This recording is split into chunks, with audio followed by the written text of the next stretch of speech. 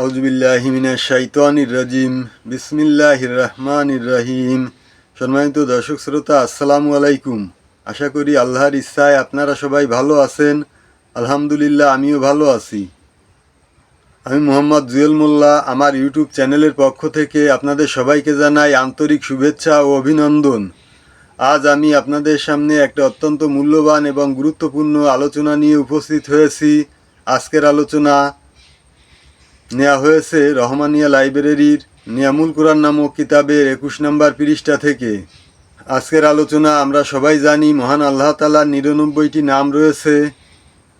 আল্লাহ তাআলা নিজেই বলেছেন, উদউনি আস্তাজিব লাকুম ফাদউহু বিহা, অর্থাৎ আমার সুন্দর সুন্দর নাম রয়েছে, এইসব নাম ধরে তোমরা আমাকে ডাকো, আমি তোমাদের ডাকে সাড়া দেব।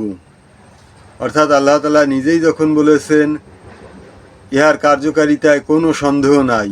আমরা যদি ইয়াকিনের সঙ্গে আমল করতে পারি তাহলে অবশ্যই ইহার দ্বারা উপকৃত হব ইনশাল্লাহ। আজকের আলোচনা মহান আল্লাহ তাআলার 99টি নামের একটি নাম ইয়া রাফিউ, অর্থাৎ হে উন্নতি প্রদানকারী।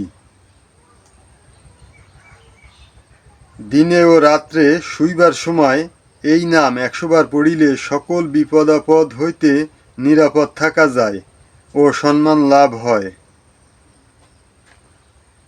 দিনে অথবা রাতে শোয়ার সময় এই নাম 100 বার পড়িলে সকল ধরনের বিপদ আপদ হইতে নিরাপদে থাকা যায় এবং সম্মান লাভ হয়।